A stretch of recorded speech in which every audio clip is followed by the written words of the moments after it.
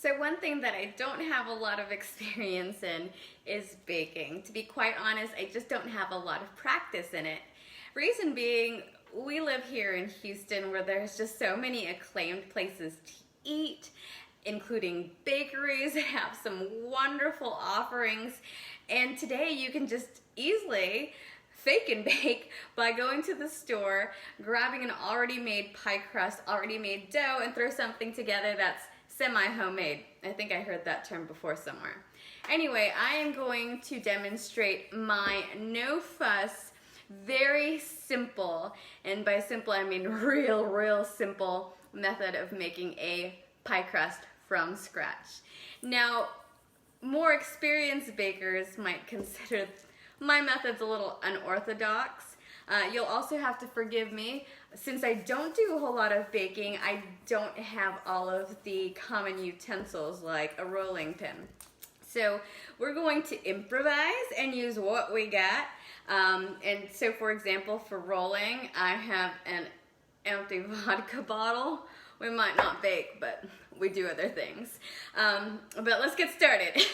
I have in this bowl 1 cup of flour. I'm just gonna use some very simple ingredients and I'll show you what we're gonna do. So with this 1 cup of flour, I am going to add, first of all, 1 teaspoon of baking soda.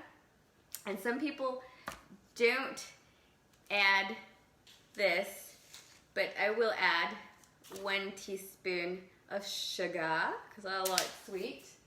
And I also had to reach for it.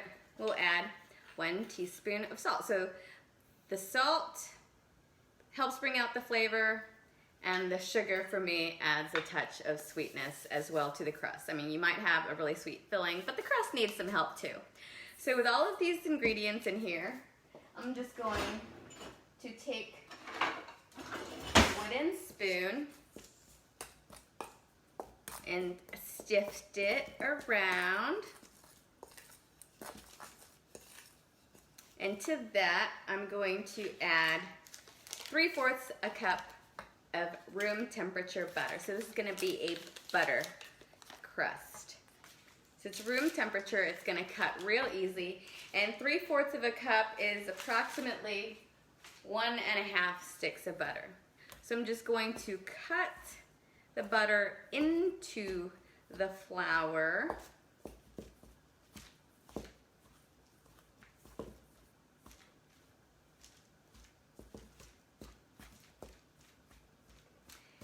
And you'll have to forgive me because I'm gonna have to go reach for some water at the sink. Had a little bit moment of an outtake there. I had to reach for my water because my little cup that I have over here set aside was not filled with water. Now water is the next ingredient that you're going to want to add to the mixture in the bowl after you've cut the butter in throughout.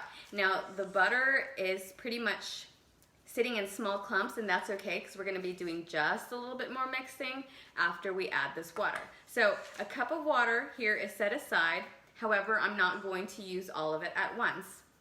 Now, someone who does bake more often than I explained to me that there are a lot of factors that do affect baking, especially with dough.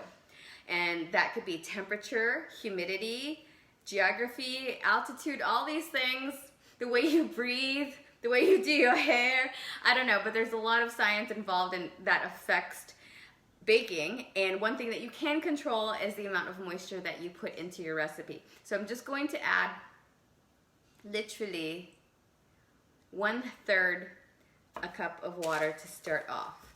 And that's because it is a humid day here in Houston. That's why I have my hair up so I don't sweat all over the place.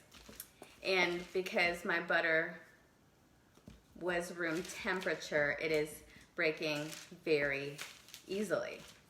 So now I have a nice little soft ball of dough that has formed in my bowl. So working with my surface, this is where I'm going to start rolling things out.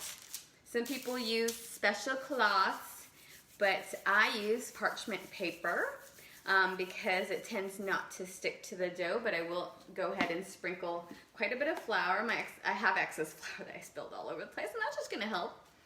And as I mentioned earlier, I don't have an actual rolling pin, so I'm just gonna flour up my empty bottle over here that I'm going to be using to roll out my pie crust.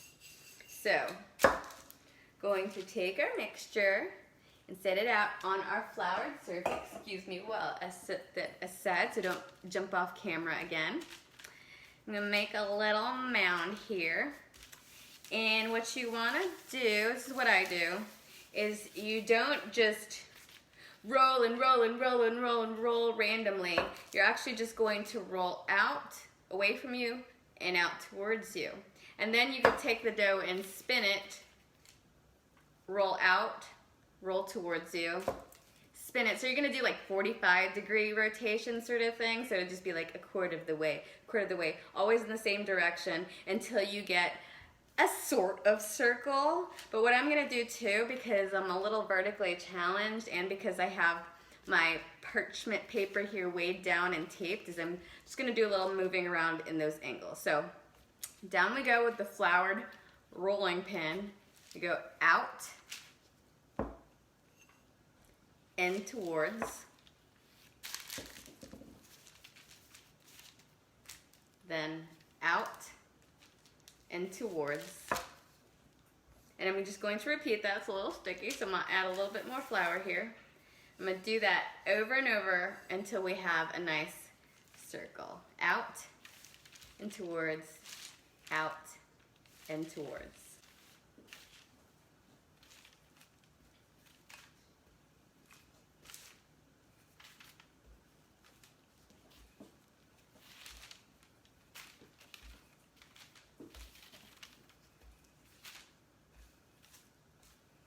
Still working on it. I'm doing it slow and steady so that I don't make little breaks. Just gonna keep doing it till it's nice and thin and the size of my pie pan. A couple more times. This is the labor of love moment. It's testing that patience, but we're almost there.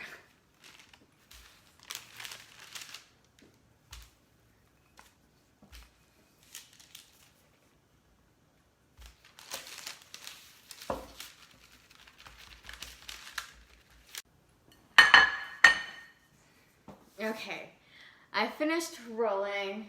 I pulled all my weights off of my parchment paper, I set it aside, and I brought over my pie pan just to measure to make sure that we have enough dough where it stretches out a few inches past the pie pan. Make sure that it's nice and covered, and my already made pie filling. It's the fall right now. I was feeling some apples.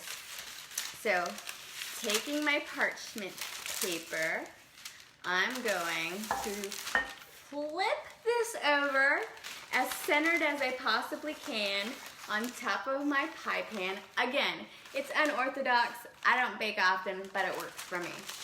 We're gonna take this and flip it on top of my pie pan. And if it's a little off center, then you can actually start pressing it out, starting from the middle, around. Because I missed it just a little bit, but it's okay. Because it's gonna taste great. It'll be just fine.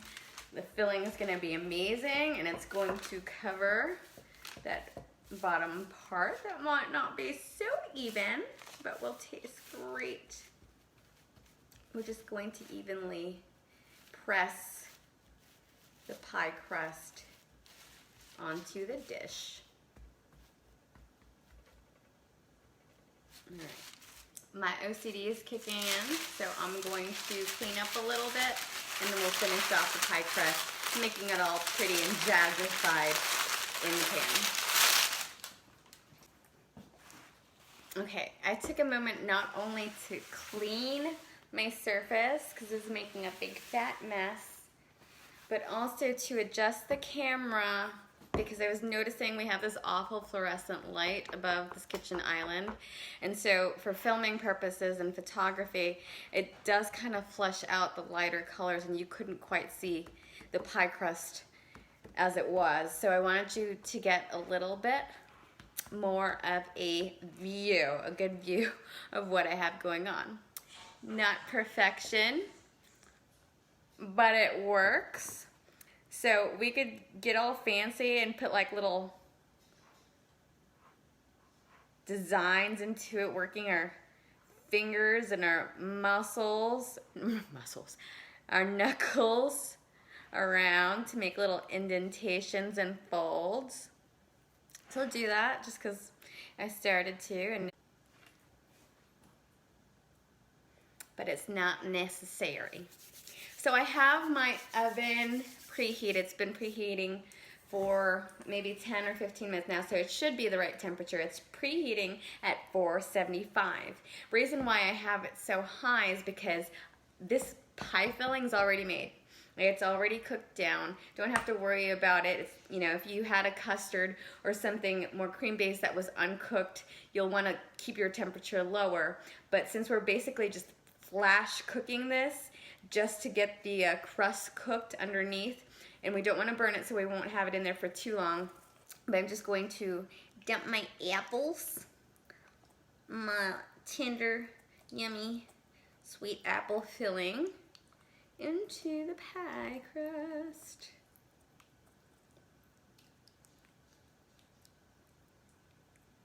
That looks so yummy. It smells so good too. The pie crust is hidden. It's just going to be a compliment taste-wise. It's just a foundation. I'll get better.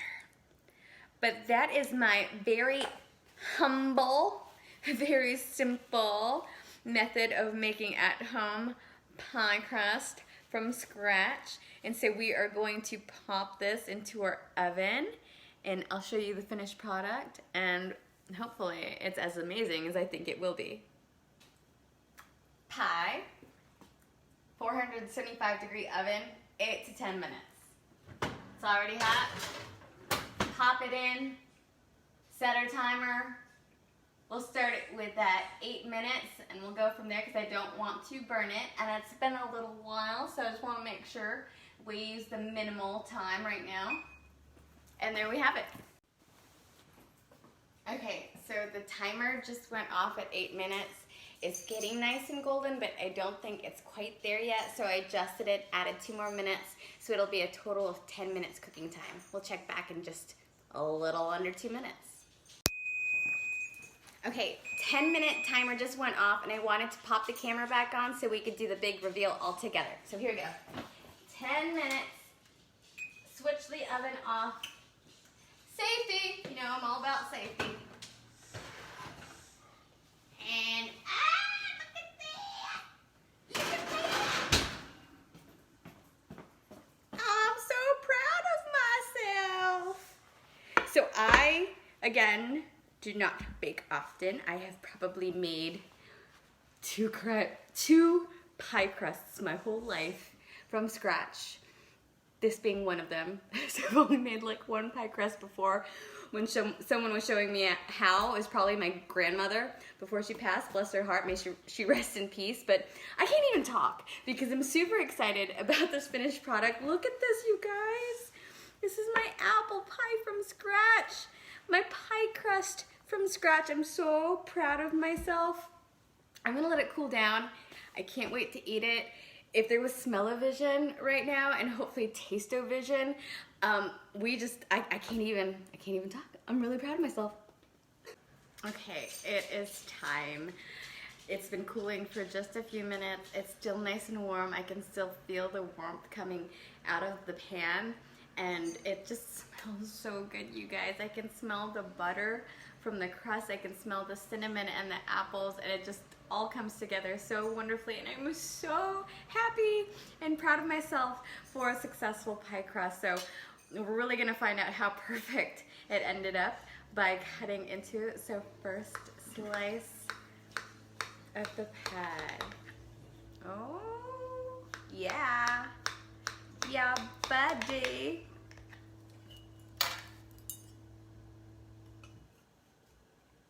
a very heavy filling, very delicate, but marvelous little crust. Here we go. All right. I was debating whether I wanted more apples or not, but there you have it. Wonderful pie. Not so perfect, but I bet it tastes wonderful. I'm going to grab a fork from behind you, and we're just going to take a little bite. Mmm. Flaky and buttery. I can taste the hint of salt, and it's livened up by that little bit of sugar, but it's actually really flaky and wonderful. Just my pie topping there is a little heavy, but I'm happy about it. Yummy.